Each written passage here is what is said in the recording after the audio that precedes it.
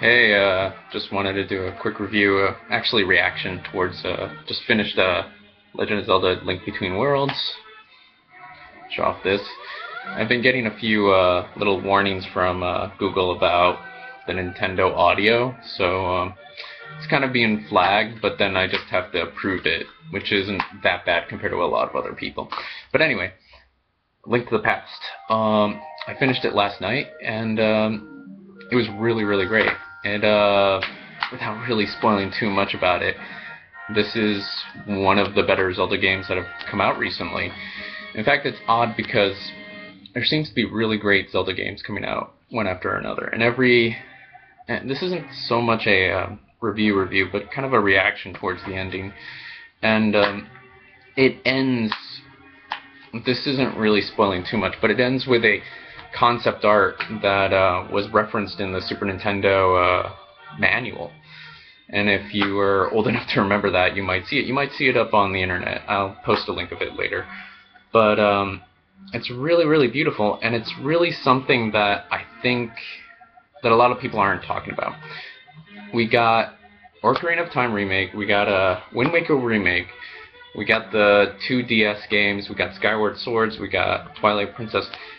And what people aren't talking about is that Wind Waker wasn't that well received. It sold very, very poorly when you look at the sales. Ocarina of Time was the best-selling.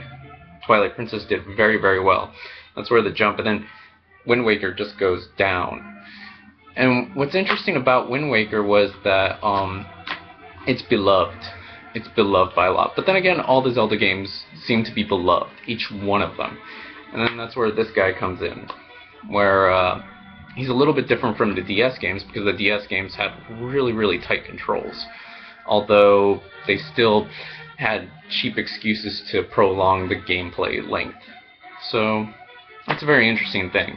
Everyone's talking about either they want a Skyrim Zelda, or they want a Dark Souls Zelda, or they want this or that, or they want a female Zelda game, they want another character, they want another time, steampunk Zelda, future Zelda. Everything's going around about that, and what's interesting, it's inspired a lot of games, a lot of clones, a lot of interesting things. I really felt like Assassin's Creed and Batman were the most recent video games outside of Darksiders, which Darksiders felt really, really cynical, and I just couldn't get further from that other than that it was very, very disappointing. But yeah, no, just it's a very interesting thing because someone out there is listening to the fanboys and girls, and is really paying a lot of tribute with this game. This game is lovingly crafted out of everything in this game. Everything, right down to all the hidden items. There's lots of references in there, Majora's Mask references in there, so it's kind of this fascinating love letter to Zelda games. And after finishing this, I just felt so just overcome with love for Zelda. It's really, really great. It's beyond great. You know, it's kind of this interesting, tight control mechanic game that just, it's so beautiful. It's really, really great. And the dungeons aren't hard. They're more along the lines of Ocarina of Time dungeon design. They don't feel anything up par with this game, where there were some really, really difficult dungeons. And I'm talking about the last couple, which are on par with the original Zelda game. So, without talking too much, this is more of a reaction towards this. It's interesting because I don't know where the next Wii Zelda game is going to look like, the Wii U Zelda game. It's probably going to look amazing. It's probably going to be different.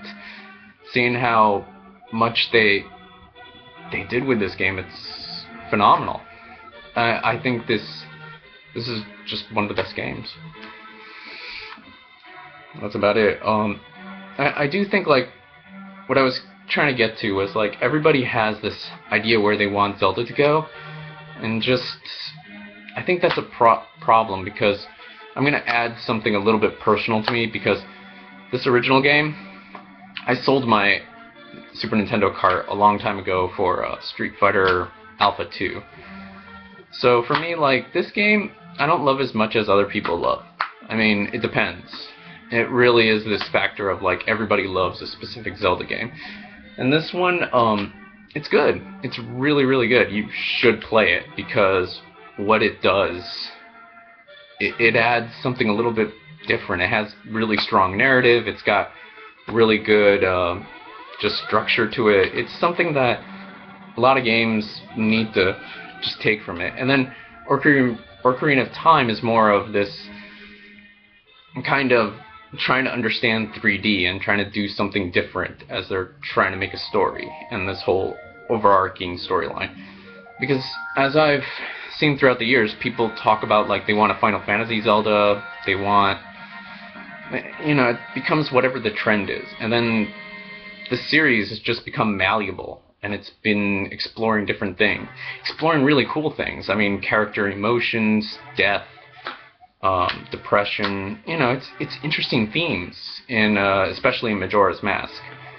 So I don't know. It's like this interesting thing where the fanboys get riled up into a lather and love to rant on Zelda because they had so much emotionally invested in Zelda.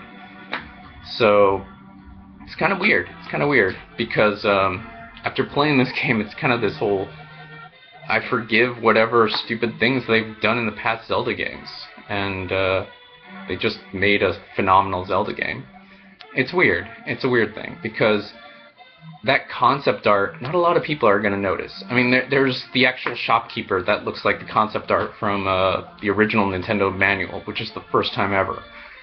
And we're still getting the Majora's Mask style character designs. So it's this... They are paying attention to you. You're just not noticing it. And they're doing it in this weird sort of way that's lovingly handcrafted.